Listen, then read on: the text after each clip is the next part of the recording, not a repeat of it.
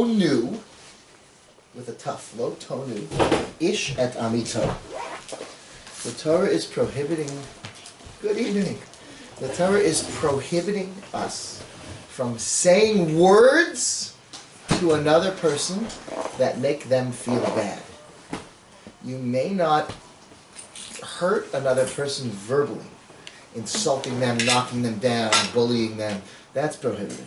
Lo sonu ish asamisa. No person should say words that hurt their friend. Now, there's a story in the Gemara about Rabbi Yochanan and Resh Lakish. Really some kind of a story. Hello. Good evening. And I'll read you the story. We're going to go through the whole thing because there's lesson after lesson. It's a fabulous story. Because, as you know, Resh Lakish was a highwayman. He was a bandit. He killed people and took their money, among many other things. He was a leader. I'll read you something from the Pirkei de Rabbi Eliezer. Pirkei de Rabbi Eliezer is a medrash written by Rabbi Eliezer HaGadol's students and grandstudents. Rabbi Eliezer HaGadol was one of the great rabbis of the Gemara. He's famous, for example, Rabbi Eliezer ben Horkinus. He's famous for the story of Lo Bashamayim. He was the rabbi who said that the Torah will show that I'm right. God will show that I'm right by this tree jumping from here to there and the river flowing backwards and the building collapsing and a voice coming out from heaven which announced Rabbi Eliezer is always correct. Always. And the rest of the rabbis said, we don't care. So you're smarter than us and you're greater than us. But the Torah is not in heaven, it's with people. So Rabbi Eliezer was the one who thought it was in heaven. And he was called Shamuti. He was like from the school of Shammai. Very, very great. The Gemara even quotes things that are in the Pirkei de Rabbi Eliezer. So it's contemporary with early stages of Talmud. And this is a translation of the second part of it by Avram Yaakov Finkel, which I decided to just share with you what he says in here, rather than showing you from the actual volume. Ben Azai says, one can see the power of tshuva. It's chapter 43 in the Pirkei de Rabbi Eliezer. He says you can see the power of tshuva from Reb Shimon ben Lakish. We're going to go back and forth between calling him Rabbi Shimon ben Lakish and Resh Lakish. Now, what does that mean? Rabbi Shimon ben Chalafta is never called Resh Chalafta, right? Rabbi Shimon is never called Resh Bar Yochai. So what's Resh Lakish? Also, what kind of a name is Lakish? So it says, Lakshan, right? He was a kugel leader. He was the one-eyed, one-armed flying Lakshan kugel leader. So there is a theory by Reb Ruven Margolios. He was a librarian. He was a big Talmud Chacham. This is not on. So Reuven Margolius suggests that Resh Lakish's name was actually because he was from the city of Lakish. Rabbi Shimon ben Lakish would be like Rabbi Shimon ben Yerushalayim or Ben Torah, or not, right? Describing where he was from, the city of Lakish, and that when he was a bandit, perhaps he was the head of the city of Lakish. Right? In Lakish, nothing happens without me. But there is another fellow he points out, Rabbi Yehuda ben Lakish, so he assumes that they're named after their town. They're named after their town.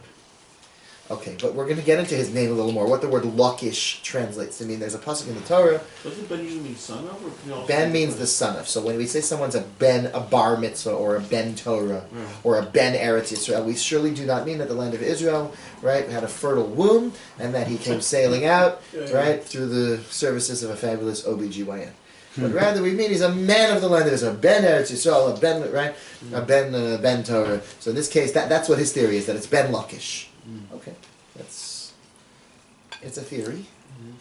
In any event, that's Resh Lakish. That's the other name used for him. Resh Yud Shin Lakish, the head of Lakish. So I have a theory about the depth of the name, and we're going to see it as we learn more about him. It's going to be amazing. So listen to what it says here. He and two cohorts assaulted and robbed every traveler crossing their path. What did he do? His accomplices continued robbing and pillaging in the mountains, but he did not. He did tshuva wholeheartedly, returning to the God of his forefathers. He fasted and prayed to the Holy One, blessed is He, coming early in the morning and staying late to the shul.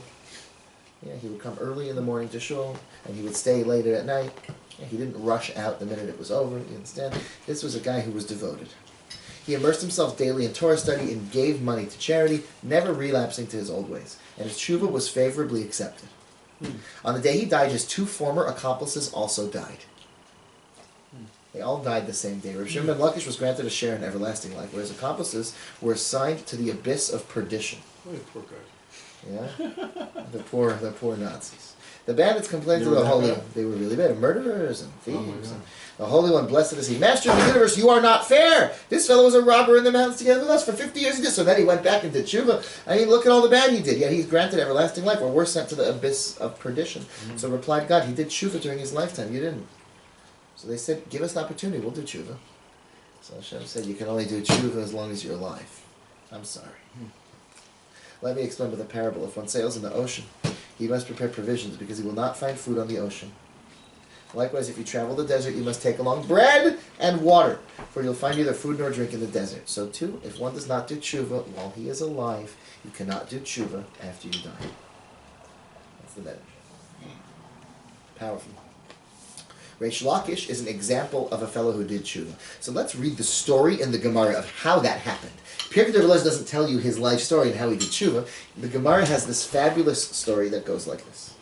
It talks about Rabbi Yochanan and Rabbi Yochanan's incredible beauty. And how Rabbi Yochanan would say he was from the descendants of Yosef. And he made sure that women would look at him.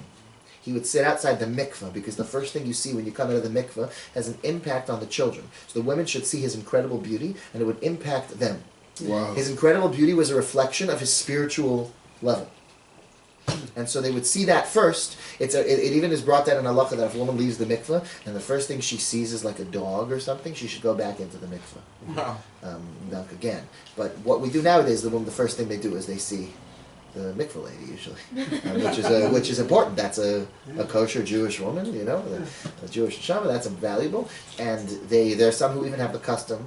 Some women even have the custom to touch the mikveh lady, to shake hands or something, so that the first thing that you come into contact with out of the mikveh is another Jew, another person who's wishing you well, they're saying you have a good month. You understand? It's a significant thing. Coming out of the mikveh for a woman is very powerful. So Rabbi Yochanan would sit there studying, doing his thing, so that they could walk by and see him through the window or whatever, and they would therefore have beautiful children like him. Rabbi Yochanan was very similar to Yosef in many ways. He didn't grow a beard ever. He couldn't grow a beard. Yeah. He was the most. He said there was no one ever more beautiful than Rabbi Yochanan, back to like Yaakov Avinu. It traces him back to a few people that were ever as beautiful as him, but he couldn't grow a beard. So he looked a little bit feminine, which was similar to Yosef, who was more effeminate. He would play with his hair, and originally in his mother's womb, Yosef was going to be a girl. And then his mother Rachel was pregnant, and Leah was pregnant. And Leah davened that she should have Dinah, that she should have a girl, and that her sister should have a boy. So at least Rachel would have two boys, like the maidservants. So Yosef started out a little bit feminine, Dinah started out a little bit masculine, then they became themselves. So Dinah was like too outgoing, that's how Rizal says, and Yosef was a little too feminine, so he played with his hair, and he was a little bit more attractive. So and it got them both into a little bit of trouble, but ultimately it helped them maximize their task in this world. So that's like another sheer, but that's fascinating. In any event, so let's focus on Rabbi Yochanan. I want you to know that he's associated with Yosef, Hatzadik, and that he often. So Rabbi Yochanan was beautiful, and talks about how he'd sit at the mikveh, and then how he would tell people he was from the children of Yosef, and so therefore there can be no ayin hara on me. So Yosef, we know the women used to stare at Yosef, right? So Rabbi Yochanan had the same experience, and he deliberately sought out that experience.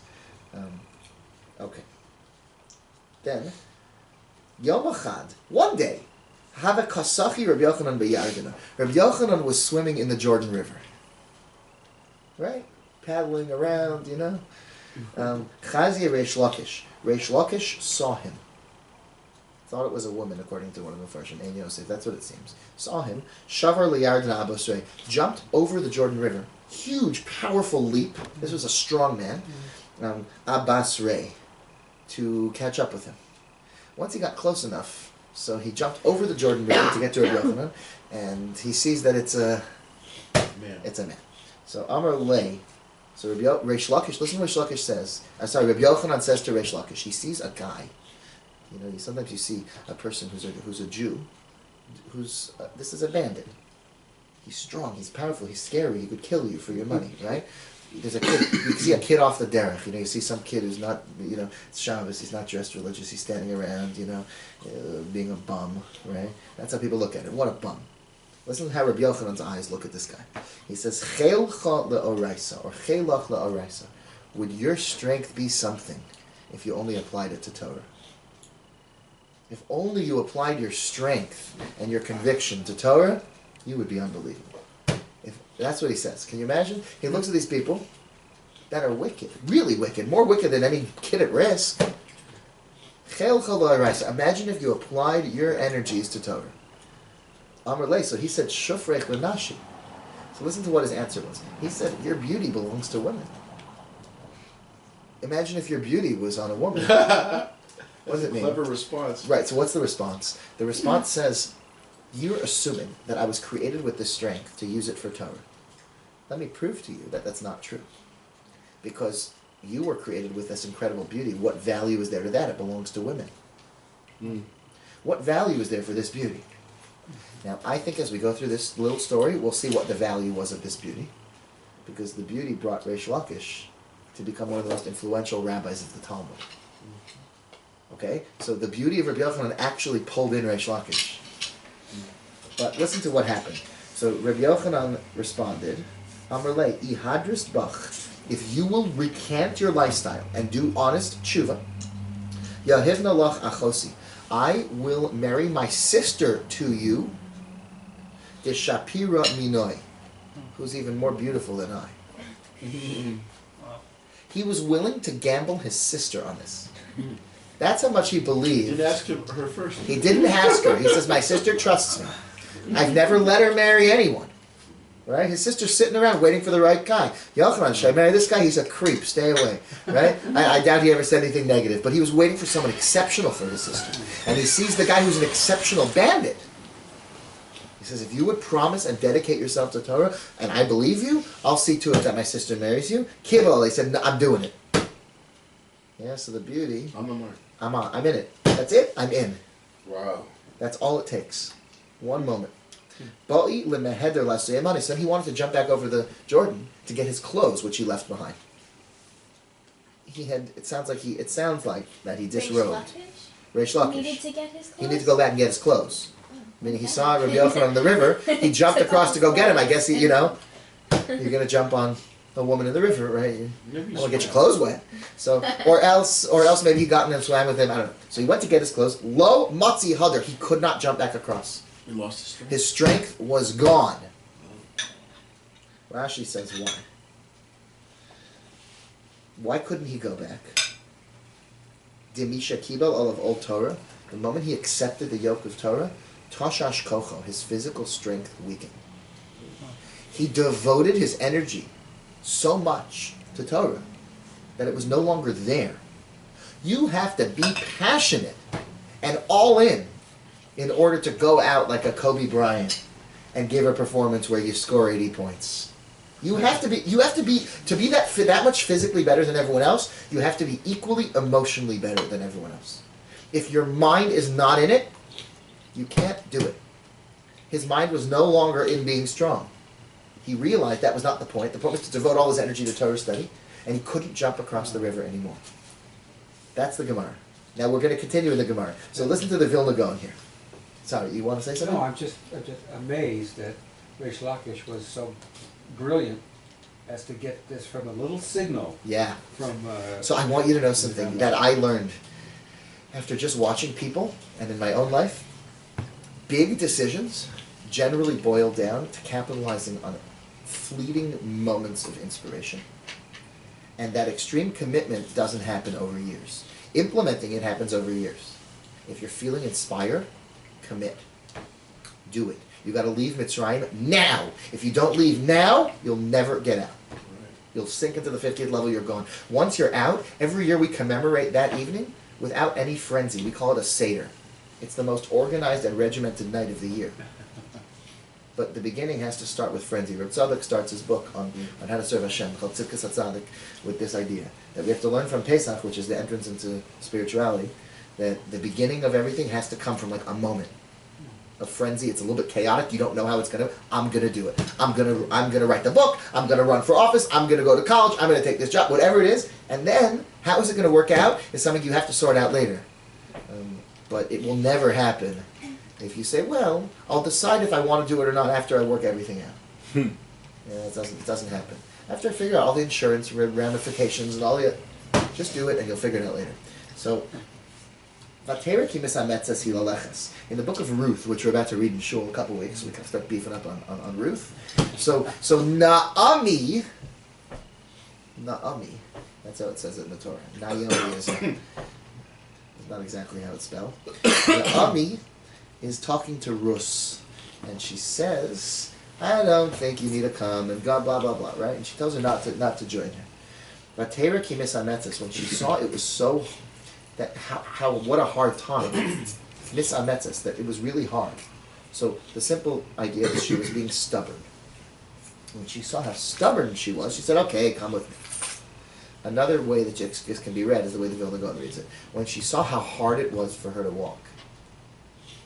The moment that Ruth became totally a sincere convert, it became way harder for her to walk alongside Naomi. Every mitzvah became harder to do. The moment that you're into it, then physically it becomes harder, physically. Because your emotional energy is on spirituality. So doing physical things like walking will become harder. So the Vilna Gaon explains, he says, listen. The Yetzer HaTov encourages you to do mitzvahs. He says the Yetzer Hara, the more animalistic side of a person, pushes you to do sins. If a person wants to know in his life if the choice in front of you is a mitzvah or is an avera, you should try to figure out, does it feel pleasant physically? If it does, then don't do it. Your physical side will always be pulled towards sin. Doing the right thing will always feel physically more challenging. It'll always be easier to stay home and sleep than go pick up someone from the airport. If it's ever really exciting to go do it, you have to assume that your motivation is not the mitzvah. That doesn't mean it's a bad motivation necessarily. You might just be excited to see your family. But that's what makes it a little bit less of a mitzvah. If it was just to pick someone up, which you had no motivation to do, except for the mitzvah, then the physical and normal side that would compel you to do things would be a little harder. He says that's why Resh Lakish, since he was going to do a sin, when he was jumping over the river to do a sin, it was very exciting, and he was able to just run into it. When he was jumping over the river to go get his clothes and go start studying Torah and living a life of piety, so it was a lot harder. The Or Chaim on Chumash quotes a Zohar, but he explains it to mean that everything that's wrong to do in this world is always free. And everything that's worth doing is always expensive. The easier of the two choices is always the sin. That's what Or Chaim says. So if you're ever really stuck and you don't know which way to go, choose the harder way. He says, that's what the Vilna Gaon says, because you can know that the harder way is the way that your body is resisting, because we naturally will resist something that's not as pleasant for our body. So then what's your motivation? It must be spiritual, it must be emotional, right? It must be on a higher level. Okay, that's a very important thing. So Resh Lakish couldn't get back across. Okay. So what happened? Even on a physical level, it's easier to take your car, but when you walk, you feel stronger. But it's like to get walking is like, that's right. Do I really want to walk? Afterwards, you feel, God, I've never felt better than after a walk. And every mitzvah, the same thing. I really believe that. After you've done it, it's unbelievable. Yeah. But the motivation to actually, it's like, I would compare it to being up early in the morning. Right? For the overwhelming majority of people, their biological clock, the way we were built, after thousands of years of it being that way, you could extend the adaptation of the body to it, or that Hashem built us. The earlier you get up in the morning, as long as you had enough rest for your body, you're up, you feel fantastic. Your mind is the clear, like for many, many people, there's always different kinds of people, but for many, many people it's that way. But even for that person, it's a tremendous battle. It's a tremendous battle. But after the fact, quickly, people tell me my best days are when I'm up at 6 o'clock in the morning and I've already done things, and I look around and people are just waking up and I'm 3-4 hours into my day, and you think, wow, that's amazing. Why don't you do it more than once a month? Right? Like, you're so excited when everything, the answer is you only really feel that afterwards. You should never expect to feel it in advance. In fact, just the opposite. Get in touch with that feeling. It's like that feeling needs to be a warning sign to me that it's the right thing to do. If you're feeling, I don't want to get up at all, so that's a way to know it's the right thing to do, to get up. You hear what I'm saying? In other words, that has to become like almost code language for us. Overcome your resistance. Right, identify that feeling of resistance is a sign that this must be the right thing to do. Okay, so that's the teaching of the Gra and the, okay. So he couldn't jump back. So Akre, he taught him the scriptures. He sat with him. Rabbi Yochanan sat with Resh Lakish and taught him Tanakh. Asna, he taught him all the Mishnah. Veshavye Gavra Rabba, and he made him into a great man. Rabbi Yochanan sat with him and taught him everything. Yom Echad, one day, having miflagi bei midrash, they were arguing in the base midrash about the following topic: Hasayif, Hasakin, V'hafigyon, V'haromach, V'magal Yad, Magal Katzir, Me'emasai Mekablim Tuma, Mishas Gemar Melachta. They were talking about when do different implements become completed. This relates to the laws of purity and impurity. So when are they done? The implements were swords, knives, all kinds of weapons. So, Me'emasai Gemar Melachta, Rabbi Yochanan said, when you put them into the oven, into the kiln, like to make them red hot. And Resh Lakish said, after you put them into water. So they take it out and they put it into the water and that hardens in place. So, Amalei, he said, Lista Ballista Yusa Yoda. You gotta trust a bandit about bandit stuff. That's what Yochanan said to Resh Lakish. He was also a gladiator. What? He was also a gladiator. Rabbi Lakish was a gladiator? Really? How do you know that? Hear that? Just read it. Interesting. Really? I never heard such a thing. Me neither. I'd be fascinated what the source is. Okay. But he definitely was Resh Lakish definitely was a person skilled in weapons of murder. Yeah. Right? Good from this Gemara. So perhaps he did that. I was like, Umay Ahanis Li. Resh Lakish said, what benefit did you ever do for me? Said to Rabbi Yochanan. This is the guy who believed in him, who gave him his sister, who sat with him and taught him everything he knows. And then Rabbi Yochanan lashed out at him by mistake, maybe jokingly, maybe, right? And it made him feel bad that he's a bandit. Maya honestly says, what did you do for me anyway? Hasam Rebi Karuli. They used to call me their master over there. Hacha Rebi Karuli. I was in charge there, I'm in charge here. What's the difference? What did you help me?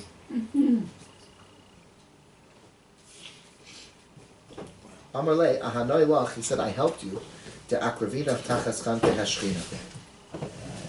That I helped you, that I brought you under the wings of the Shechina. Chalash daite Rabbi Yochanan. Rabbi Yochanan got very distressed. He was very hurt by Resh Lakish's comment of, what have you ever done to help? Chalash Resh Lakish. Resh Lakish got ill, and he was on his deathbed. Asya Achase. His sister, Yochanan's sister, the one who took the risk and married Resh Lakish. So she came, Kabachya, crying, Amrle, and she said to him, please do something for the sake of my children. He says, there's nothing I can do. So do something so I don't become a widow. He said, I'll try to take care of you. There's nothing I can do. Nach nafshe Rabbi Shimon ben Lakish, and Rabbi Shimon ben Lakish died. So for saying that back to Rabbi Yochanan didn't seem to say such a friendly thing. It's For also saying, what he said. yes. This, in fact, the Gemara is in the context of that you're not allowed to tell a Baal Tshuva, remember who you used to be. Yeah. Yeah. But Resh Lakish, nevertheless, if somebody does tell a Baal Tshuva that, right, that does not warrant them saying, what did you do for me, if that person did everything for them. In fact, I have a very personal experience with such things.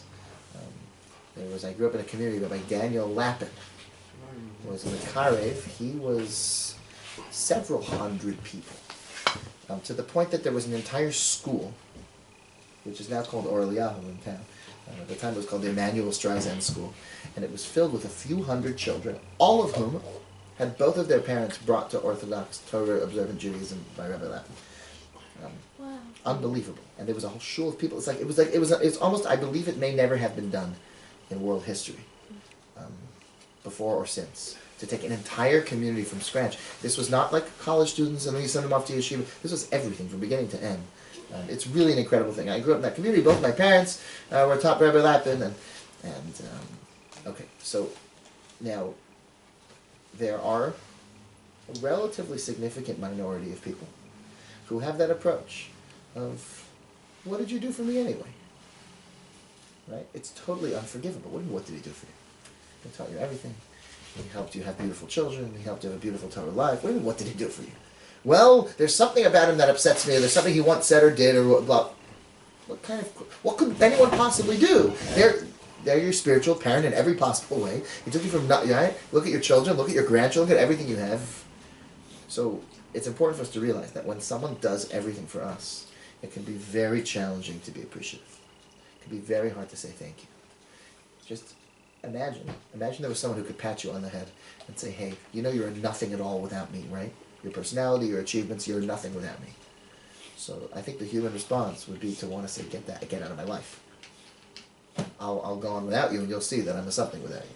Like the kid who's trying to be independent and rejects his parents a little bit and pushes them away, right? That kind of feeling of a teenager. So I understand it. So we have to be very careful if there's someone we've helped, not to force them into a feeling where they feel like it's a debt that they can never pay back, and they've got to get rid of this unbelievable weight off their shoulders. On the other hand, Resh Lakish's behavior was unforgivable. Unforgivable. Unforgivable? That mistake of saying, what benefit did you do for me? We'll see if that's even what he meant. He may have meant, my honestly, some of the Mepharshim translate, as, why did you say something so mean to me? Onas devarim. Lo sodu, the word from the pasuk. But it goes along with the word of what benefit did you do for me. So you would learn from here that even if you meant something else, if what you said took a person who did everything for you and makes them feel like nothing, that you have no appreciation, it's a very unforgivable thing. That itself is a worse onas devarim. And it seems that Resh Lakish didn't apologize. Didn't ever step back up to the table. Resh Lakish passed away. The Havakamitz star Rabbi Yochanan. Was that it? They didn't speak to each other after that? I don't know. It's not recorded, but it could be. I don't know. And the minute that he died, Rabbi Yochanan was broken. His life was over. He was so intensely destroyed. The Rabbanan said, who can go make Rabbi Yochanan feel better? They sent Rabbi Elazar ben Padas, the wisest person. Every day Rabbi Yochanan and Resh Lakish used to study together. And now he was sitting without a study partner. So they sent Rabbi Elazar ben Padas. So the Mechadad in Shmaitze, who was incredibly sharp in his learning. Azal Yasef Kameh. He came and sat before him. Kol milsa dahav Amar Rabbi Yochanan. Amar leitanya d'sayelach. Everything Rabbi Yochanan would say, he would teach him something else. He would say, oh, and there's a brisa that supports you. So he was like a yes man. Amar le ad kevar Lakisha. You think you can measure up to bar Lakisha? To the son of Lakish, to Resh Lakish. Bar Lakisha, Resh Lakish, ki hava amina milsa. When I would say something, have machshali esen v'arba kushaysa. He would ask me 24 complicated, impossible questions on everything that I taught. Umefariknale, and I would have to sit there and come up with answers. Esrin v'arba pruke. For each of the 24 things, I'd have to have 24 answers. Umemela rav chashmaita, and my Torah was so robust. You're telling me, oh, I know something else that supports you? Atu lo yadana d'shabir kamini. You think I don't know that I'm saying the right thing? He said, I know I'm right. I don't need you here to tell me I'm right. He was missing his whole Torah study. He felt like it was worthless. He would walk around the streets ripping his clothes. Every day they give him some new clothes, he would rip them up. And he was sobbing. Amar, Hecha at bar Lakisha, where have you gone, son of Lakish? Where have you gone? Hecha at bar Lakisha. Right? The Gemara says it twice. And he would scream and cry until he lost his mind. Wow. Rabbi Yochanan lost his mind. Ba'u Rabbanan Rachmei Eleh. So the rabbis prayed for him, Benach Nafshe, and he died. They didn't pray for him to get better. The Mepharshim say, because had he gotten better, he would have just immediately come back and realized Resh Lakish is not here and lost his mind again. Right? And they couldn't pray for him to not care about that because free will is free will. That's what the Mepharshim say. So they prayed for him to die.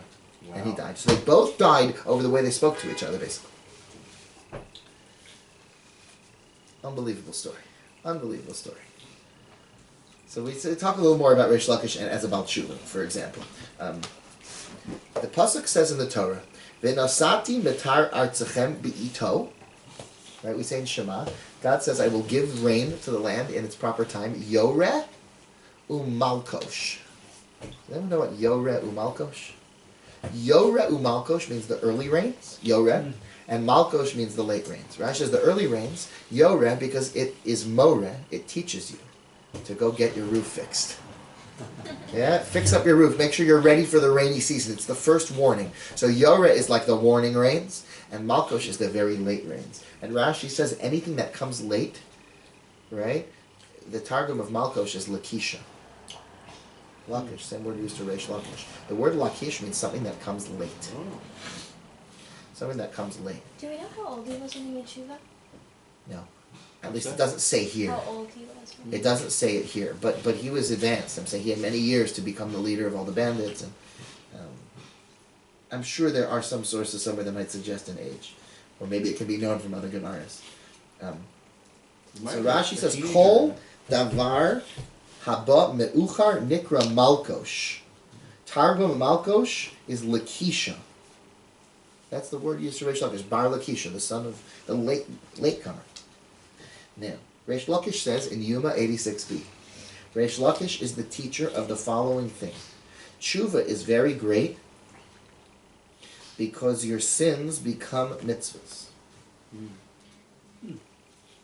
Who's the one who taught that? That's Resh Lakish who teaches that. Can you believe that? So Resh Lakish is the guy who's all about tshuva.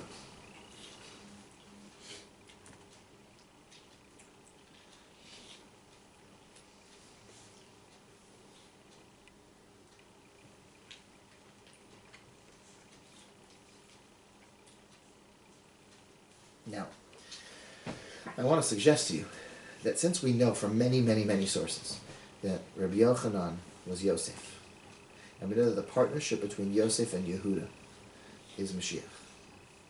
Yosef and Yehuda have to come together.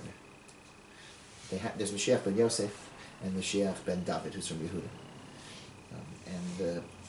If you look in the book of Amos, and this is the Haftorah for Parashas Vayigash, it says Yehuda and Yosef are coming together to talk. So the Haftorah there says, days are coming, and the Choresh, the one who plows the field, will meet up with the Kotzer, the one who cuts off the produce.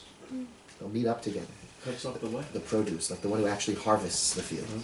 And the one who is crushing Dorech Anavim, the person who crushes the grapes into the wine, will meet up. Right now is the process from the beginning to the end will all come together. There will no longer be this huge separation. So it says this is Yosef and Yehuda. Choresh represents Yehuda, and Kotzer, the one who plows the field, is Yehuda, and the one who reaps the reward is the Yosef.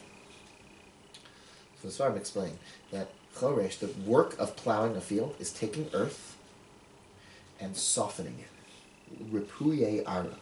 The purpose of plowing a field is to soften the earth enough that you can plant the seeds and you can get it to become valuable. So it takes useless earth and makes it the source of all life and everything good. That's what tshuva is. Yehuda is the guy who does tshuva. He makes a terrible mistake, and they catch him on it, and he immediately says, then I will repair it. I will become better. He admits when he could have covered up, he could have covered himself up, and he doesn't. King David, Mashiach ben David, comes from Yehuda, comes from a long line of people who made terrible mistakes. But the Svarim explained that Mashiach ben David, which is Yehuda, the Yehuda power, is to take the negative and turn it into positive. So making mistakes is not the end of the line. Whereas Yosef, his great miracle is that he didn't mess up. He managed to not mess up. So people from Yosef and Binyamin, who's also from Rachel, Rachel is the beautiful one, right, who's the mother of both of them. She's beautiful. When mistakes are made, they often can never correct them. So Shaul, who's the first king from Binyamin, right? By the way, the name Yosef means, in the Torah, Yosef li Hashem ben Acher. May God give me also another son. The name Yosef means me and someone else. I'm having a son, but there's going to be a baby brother too. Binyamin and Yosef are totally connected. And Binyamin was from the first king, it says, because Mashiach, just like Mashiach ben Yosef, that's what I'm saying, has to come before Mashiach ben David. So the truth is that Mashiach, when there's a king in the Jewish people, right, so it's not really a din in Yosef, it's from the children of Rachel. Yaakov and Rachel connection. So therefore Shaul, who's from Benjamin, was the first king. And he was beautiful, particularly attractive.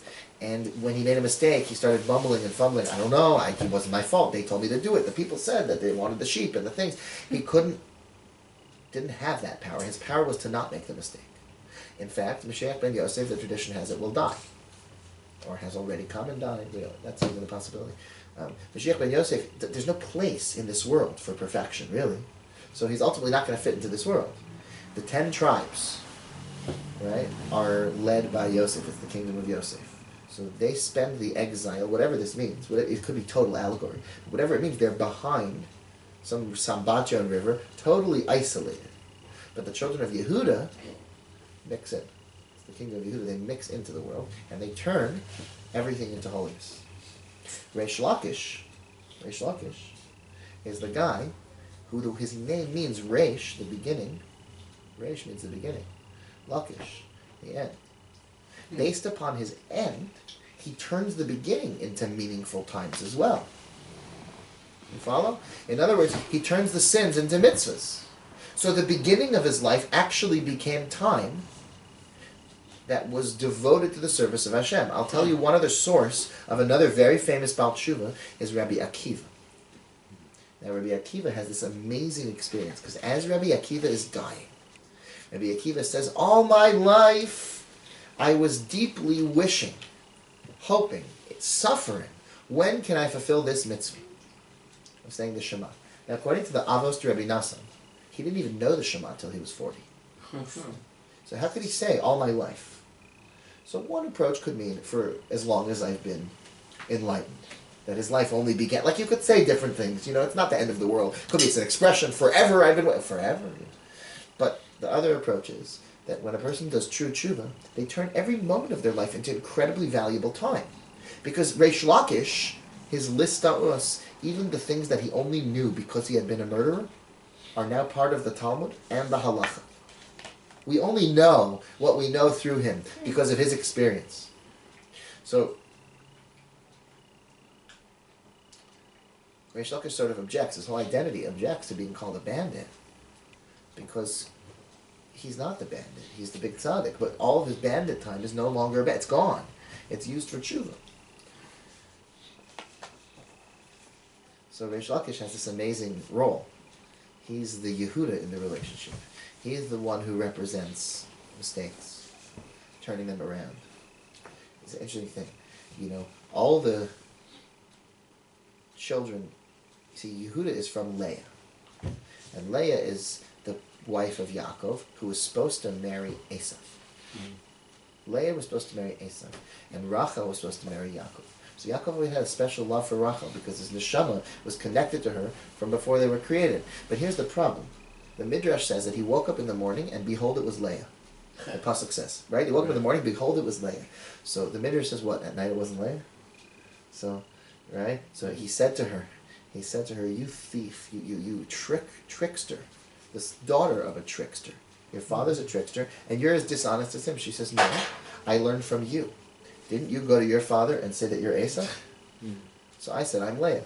So the Kuznetzer Maggid explains that it means, when you went in to say you're Esau to get the blessings, you were saying, spiritually, I will take on the role of Esau. If you're going to take on the role of Esau spiritually, then you have to take on that wife too. That's interesting. And Yaakov said, you're right. He didn't divorce her. He said, you're right. He was never passionate about his role, but everyone who comes out of the Leah side is Yaakov as Esau.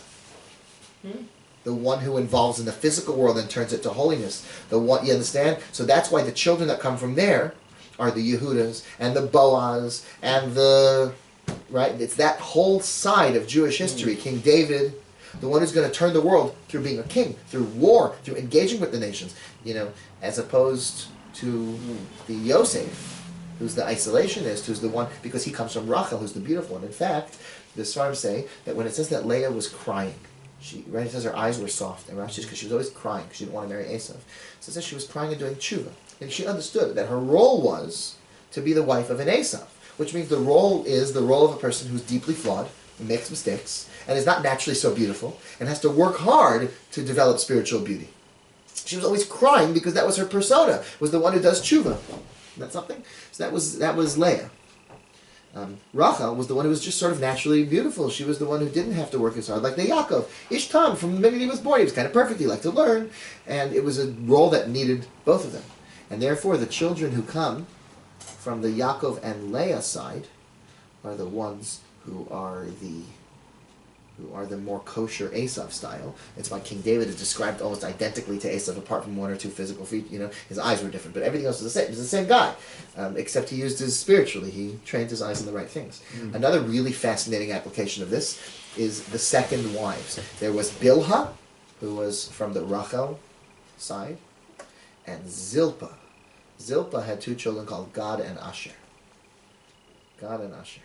Now the Torah describes Rachel coming to Yaakov and saying, "Would you marry my maidservant?" He says, "Yes, I'll do it." Right? And he does it. It never describes, it just suddenly says Zilpah was pregnant and had a kid with Yaakov. If you're reading the scripture, wait a minute. When did this happen? Was Leah in on this? Was she not in on it?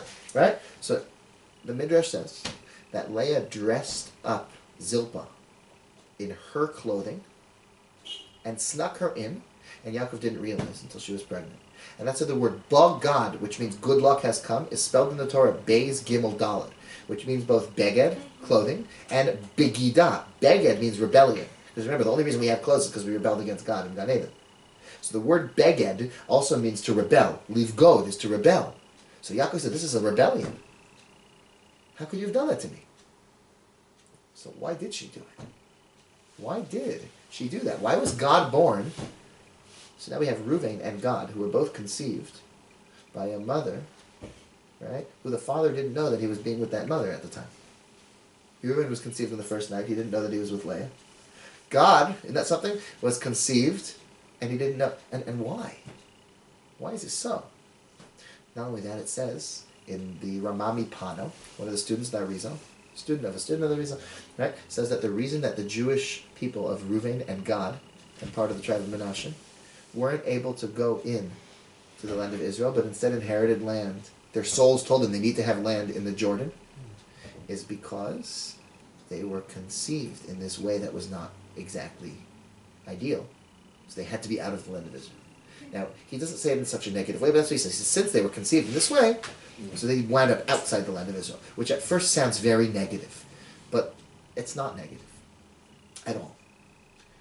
I'll explain in a minute why also the half of the tribe of Menashe is included. The reason I'll explain it. But Reuben and Gad, we see it was the same thing. In both cases, the father didn't know who the mother was. So he explains like this, that the entire character of Esav is that it's trickery.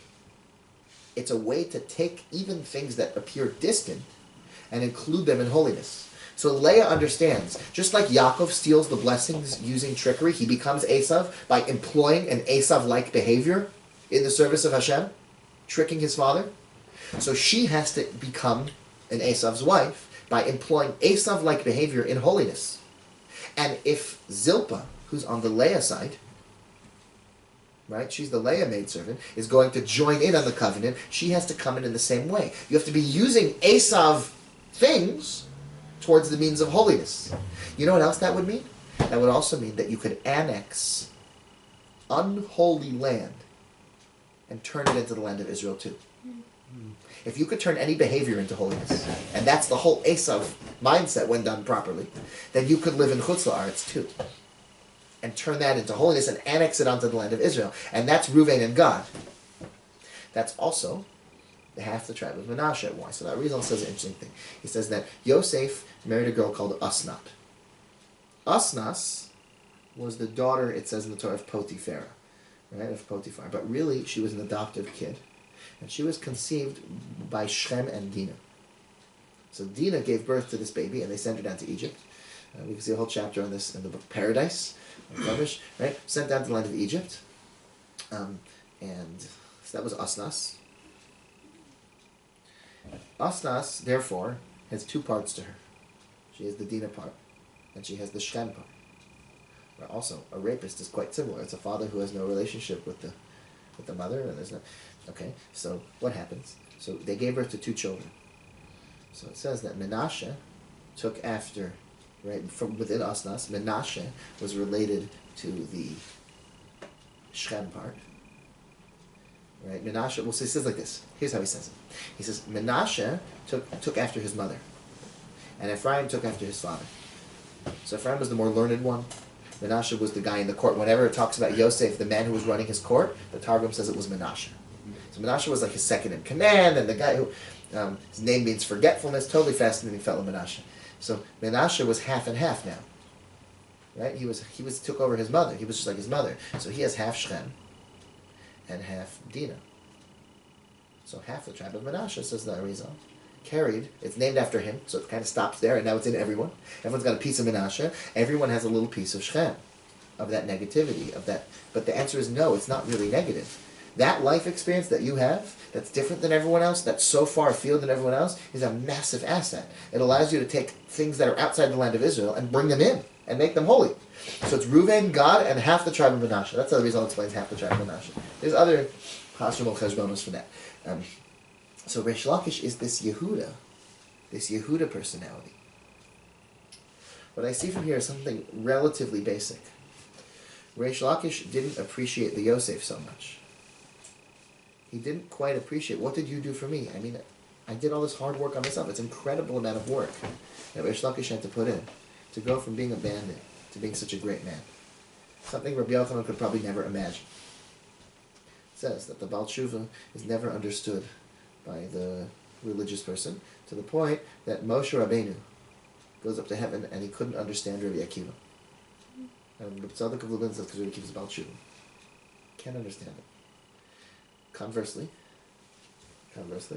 not appreciating the Yosef, the person who's the tzaddik, the person who's the righteous one, who didn't ever have the Baal Tshuva experience, is also something that oftentimes, more often, I mean, I spent many years around some of the most amazing Baalei Tshuva in the world in Eshet Torah.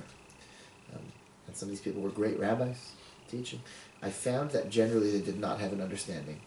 Right, it was a lot of work. Some of them did, but there was a significant percentage that just didn't have an understanding of from birth, to the point that when their own children were from birth, because your kids are not going to be Baal Tshuva, you're Baal Tshuva, right? They had a very hard time relating to them. I noticed that sometimes. It was a significant minority of people, because it's so different. And it requires a lot of hard work for us to really understand and appreciate each other, and perhaps on some level, you'll never understand 1,000,000% the people whose life experience is totally different than yours. But the incredible hard work that it is to not say the hurtful things, and not say the wrong things, and not lord it over and be judgmental, is massive. It's one of the biggest problems, I think, in the world ever, in general, all across the world. It's a problem that exists today within marriages and families and communities, and people that are just different within the family, they don't appreciate each other so easily, and they say things that are hurtful, and the Torah prohibits this strongly. We have to learn from the incredible lives of Yochanan and Resh Lakish, who were both the thing that broke them both the most in the end was the fact that they weren't together. As soon as Rabbi Yochanan didn't have Resh Lakish, his life was finished. The Yosef and the Yehudas, we really need each other. We really need that kind of community, that kind of influence, that kind of understanding of the different sorts of people that there are within our community. So this mitzvah in this week's parashah, of being so careful what you say, and how you judge the people that are perhaps at a different place than you, or have different experiences than you. Oh, all of those, you'll hear, oh, all those Hasidim, they do this, or they're not honest with their taxes, or whatever. It's like a real disaster. It's not the right thing. The Torah prohibits it, but it's just not healthy for us. It's not good. We really need influences. The amount of good, beautiful, powerful Torah that I can show you on these shelves, from people who, if we saw them in the street, we would think, boy, there's nothing in the world that I have in common with that guy. Mm-hmm. Anytime we can read the Torah that he's teaching, that inspires us for months. So may we have the fortitude and the strength to appreciate both the Resh Lakishes when we see some guy in the street, to think, if he would use his strength for the Torah, imagine what he could be. Like, imagine that person, we look at somebody who's way off to the left, you see these people, who are pushing incredibly left agendas and calling themselves Orthodox. It's frustrating. What's going on? The approach should be like, imagine if that person would use that same kind of energy and confidence and for doing the right thing, for pushing the right agenda, unbelievable. And if we say that in our head with sincere hope, rather than sort of disdain, like if only they would have, and we really respect, so then there's a good chance that person will capitalize on the inspiration and step up to the plate. And just like Resh Lakish did, that's what I wanted to share with you. Resh Lakish and Yochanan, and that's it. Thank you, everybody.